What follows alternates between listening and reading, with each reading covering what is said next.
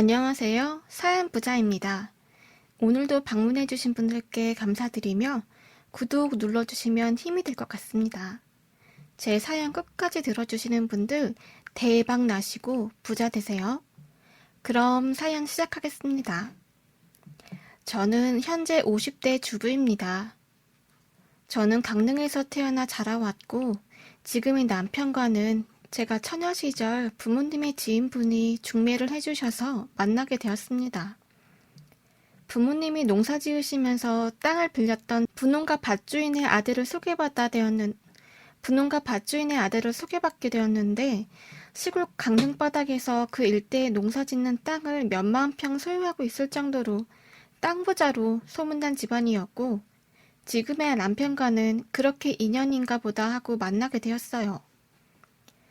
저희 연애 시절 남편은 말이 많은 스타일이 아니었지만 재치있고 유머러스해서 수줍게 다가가는 저를 잘 이끌어 주었습니다.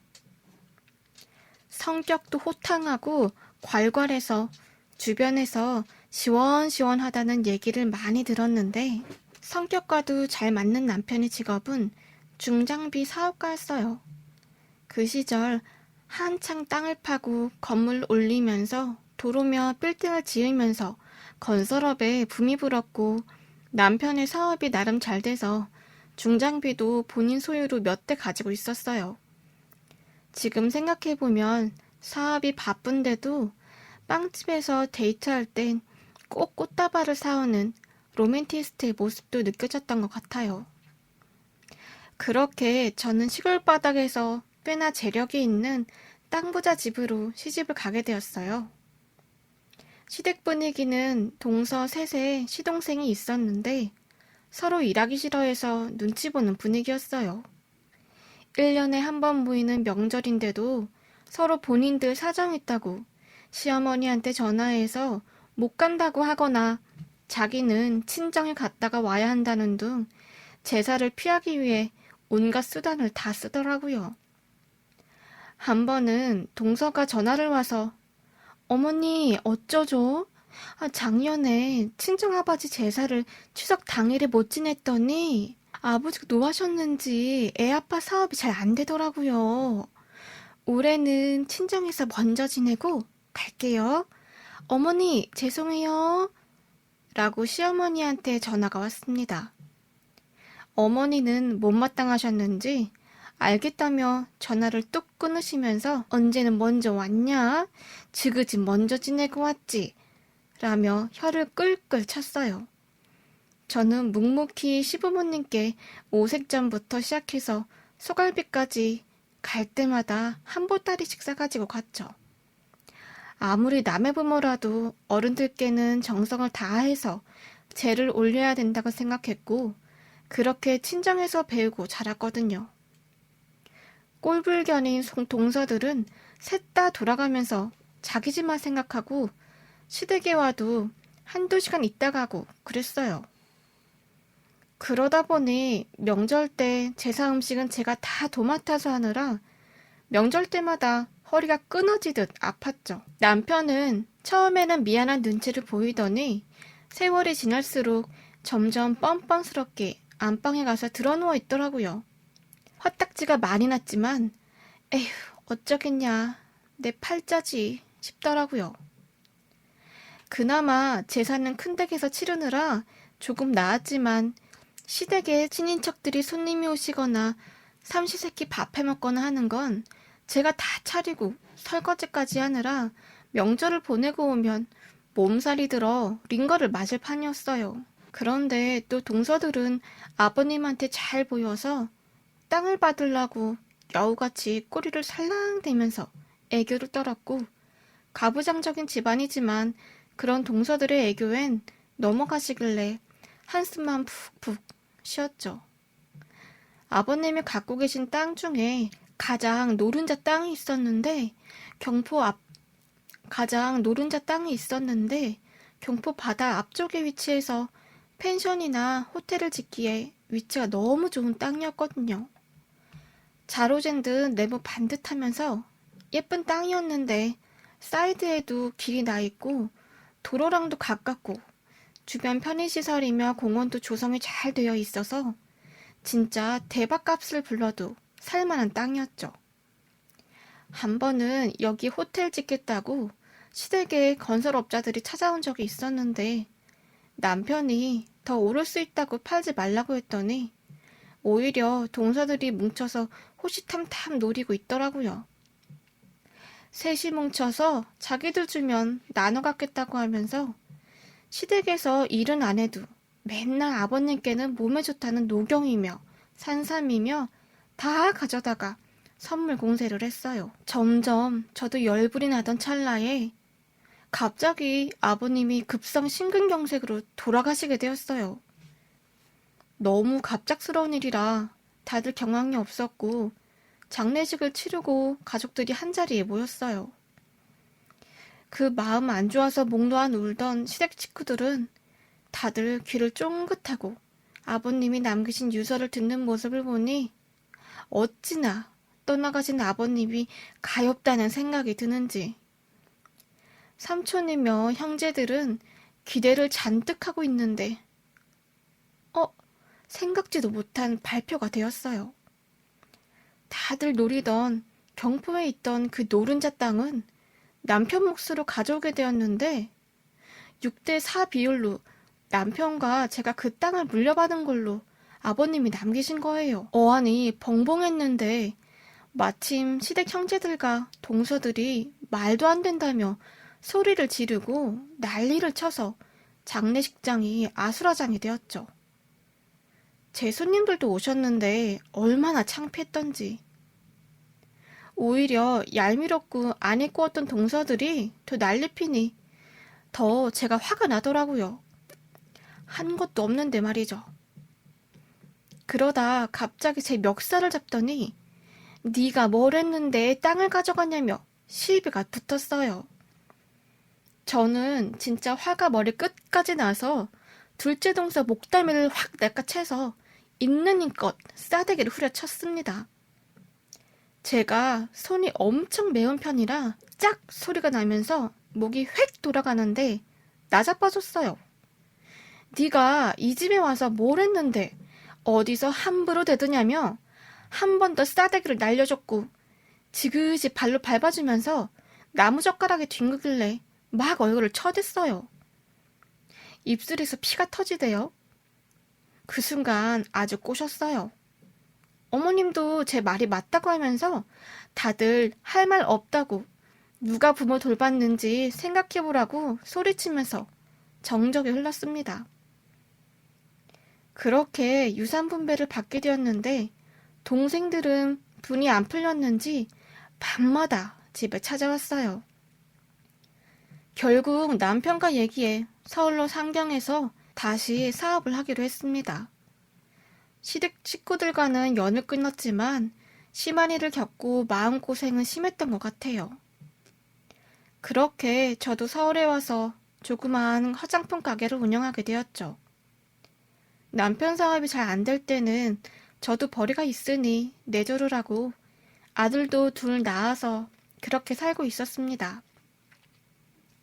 남편의 외모는 키가 작은 편이었지만 근육이 단단한 편이고 인간관계가 좋은 사람이라 사업 수완이 좋아서 여기저기서 건설사업 시공을 따내곤 했어요. 그렇게 애기 아빠 사업이 잘 되던 찰나에 갑자기 국가 경제 위기가 찾아와서 뉴스에서도 대서특필을 하게 되었어요.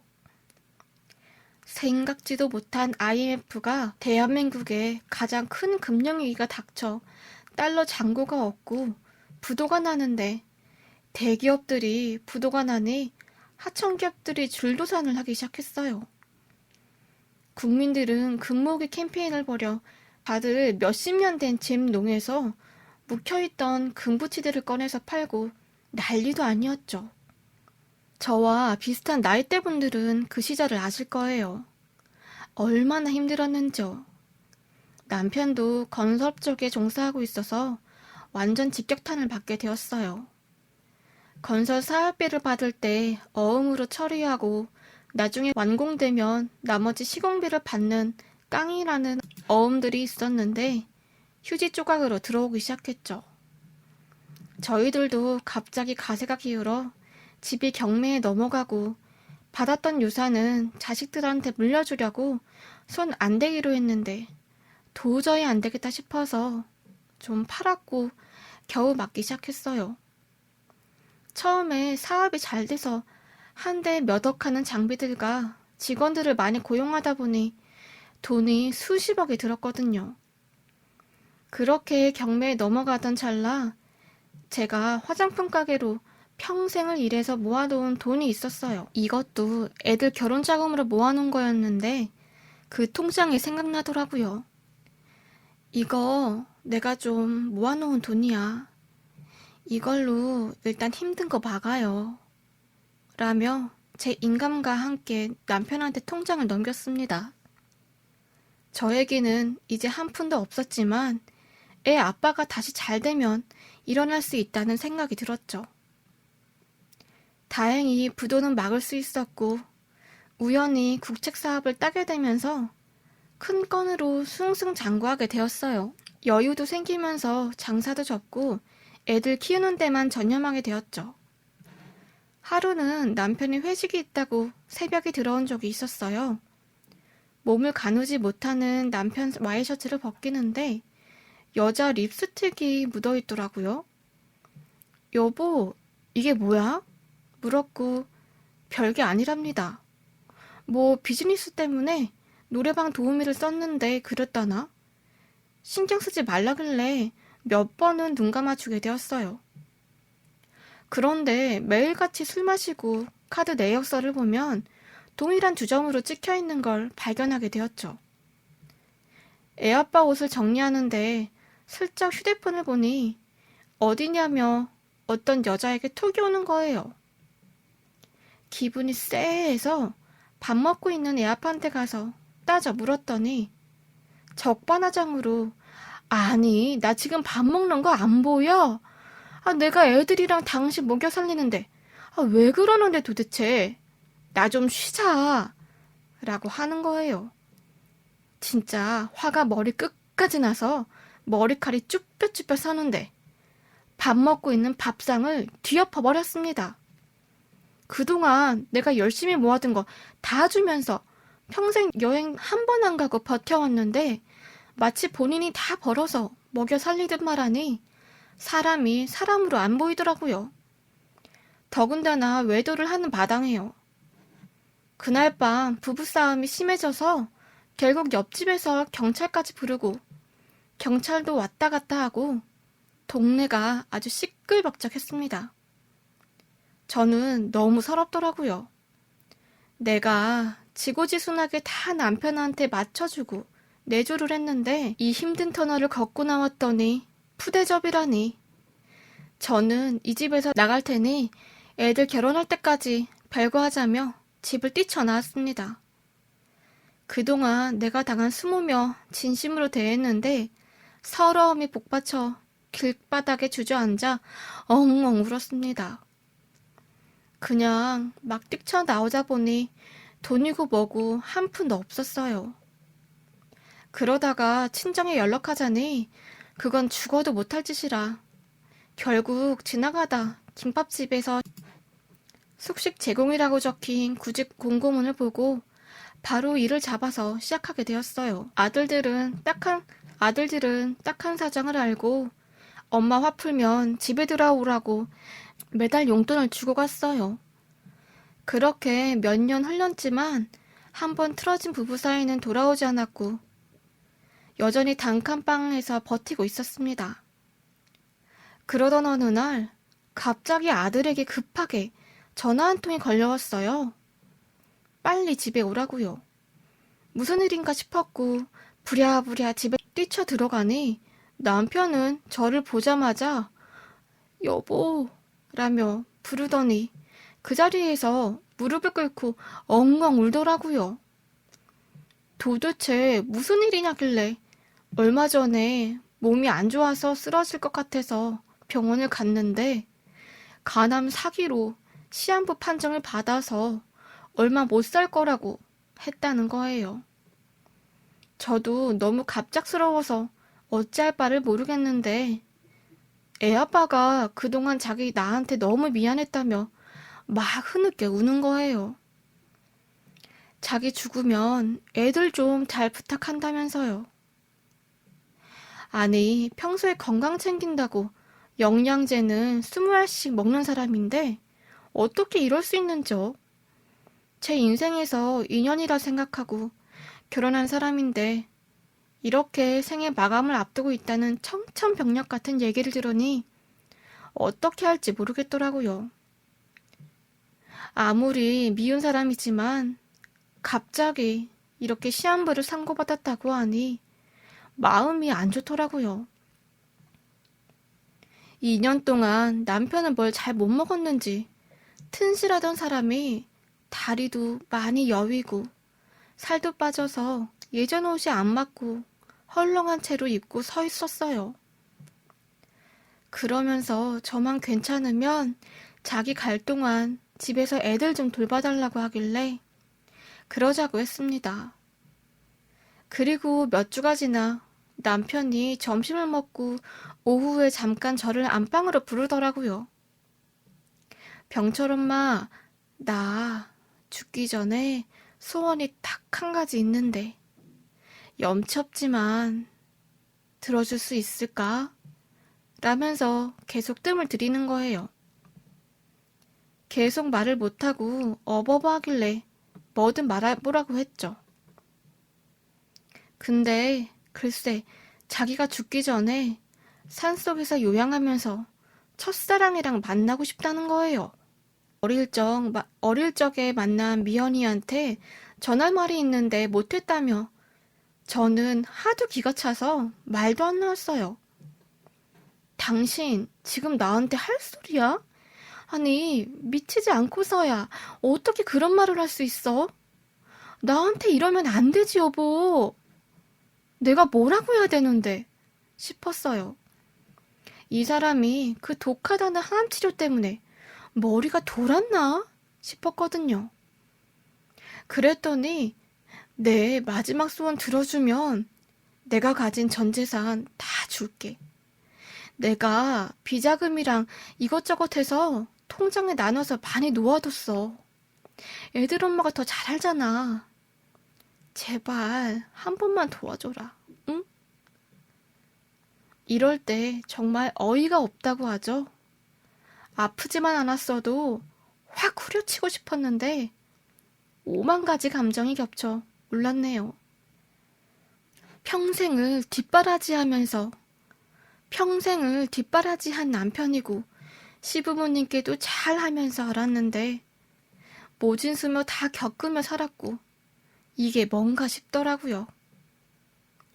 저는 그렇게 몇 날 며칠을 생각하다가 그 첫사랑인가 하는 여자를 흥신소에 의뢰해서 일단 찾기로 했어요.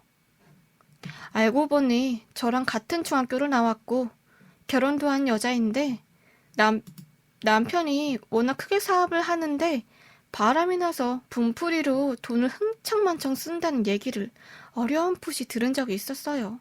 그 여자일 거라고는 생각지도 못했죠. 저랑 같은 반인 적도 없었고 저도 친구들한테 건너 들은 거였거든요. 결국 흥신소를 통해서 어렵사리 그 여자와 만나게 되었어요. 커피숍에서 만나게 되었는데 어찌나 어색한지. 그런데 나이가 들었는데도 관리를 잘하는지 고급스럽고 예뻤어요. 아줌마인데도 날씬하고 옷도 잘 입는지 샤넬백을 들고 나왔더라고요. 저보다 예쁘길래 더 화가 났고 다 때려치고 남편한테 뒤통수나 후려칠까? 또 싶었죠. 그렇게 그동안 남편의 이야기를 그리고 저희의 얘기를 하게 되었어요. 알고 보니 둘이 만난 적이 있었는데 그렇게 잘 맞았대요. 속궁합이요. 이 부분도 진짜 화딱지가 나는 부분이었고 그 여잔 왜 나한테 이런 얘기를 하는지 도무지 이해가 안 갔어요. 부모의 반대로 헤어지고 만난 사람이 저라고 하더라고요. 저는 남편의 전 여자친구에 대해서는 물어보지도 않았고 처음 당사자한테 듣게 되었거든요. 남편 만나는 건 좀 생각해보고 연락하겠다고 하길래 그러라고 했죠. 집에 돌아오는 길에 생각해보니 아무리 생각해도 제가 너무 비참하고 화가 나고 억울함에 미칠 것 같아서 남편에게 복수를 해줘야겠다고 생각했습니다. 곧장 집으로 가서 그 이면이란 여자 찾았는데 내가 속사정을 말해서 사정사정했더니 만나보겠대. 어디서 보면 되냐길래 예전에 우리 사놓았던 그 별장 있잖아. 별장 주소 주고 저녁에 오라고 했어. 라고 했더니 아주 흐뭇하게 웃더라고요. 진짜 이 양반이 얼굴을 한 대 후려칠까 싶었는데 바로 죽을 것 같아서 일단 살려두기론 했어요. 이대로 가면 제가 너무 억울하니까요. 그러고 한 달 후 정말 남편은 금을 고르라고 운전기사를 데리고 별장으로 가더라고요. 저한테는 고맙고 너무 미안하다면서 제가 생전에 무슨 죄를 지었길래 싶었고 우라통이 터질 뻔한 걸 또 참았어요. 저도 모르게 자꾸 손이 올라가더라고요. 그렇게 별장에 도착했습니다. 남편은 그녀를 만날 생각에 희죽거리는데 아주 입을 쫙 벌리고 싶은 걸 또 꾹 참았어요. 남편은 브루스를 틀고 커피 한 잔을 하면서 소파에 앉아서 향수를 아직 냅다 뿌리더라고요. 긴장감과 함께 설렜는지 예전에 저를 무시하고 밤낮으로 술 먹고 들어와서 지었던 야릇한 표정을 짓더라고요. 암 말기 환자의 마지막 소원이 죽기 전에 첫사랑과 술 한잔하며 뜨거운 밤을 보내는 거라니. 그것도 내 돈도 들어간 별장에서 말이죠. 그리고 남편의 첫사랑 미연이가 등장했어요. 요즘은 관리를 잘 안 하는지 허리가 좀 볼록했고 등살이 좀 있는 편이었고 살이 좀 쪄서 왔더라고요. 얼굴은 뭐 관리를 했는지 스카프로 돌돌 감고 있는데 그 여인이 뒤를 돌자마자 남편은 경악을 했습니다. 뭐야? 다 당신 여기 왜 있어? 아, 미연이는 어디 가고? 바로 저였습니다. 사실 이런 사정을 미연 씨한테 말했더니 자기도 남편이 바람 피운 적 있다며 칼같이 복수하라고 저한테 하더라고요. 그래서 한 달 동안 죽어라 살 빼고 진짜로 보이려고 미연 씨가 자기 옷도 빌려주고 그렇게 입고 가게 되었어요.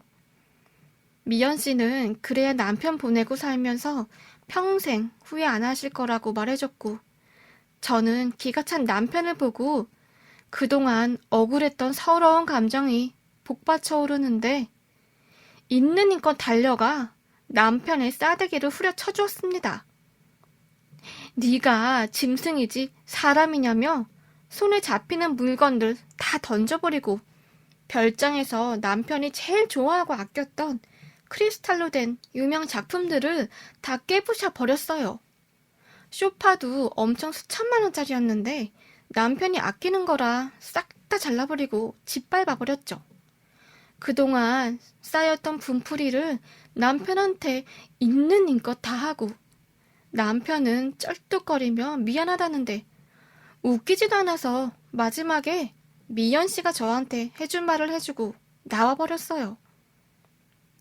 미연 씨가 그러더라. 산 사람은 살아야죠라며 자기한테 복수하래. 그러고 별장 문이 부서지듯 쾅 닫고 나가버렸어요.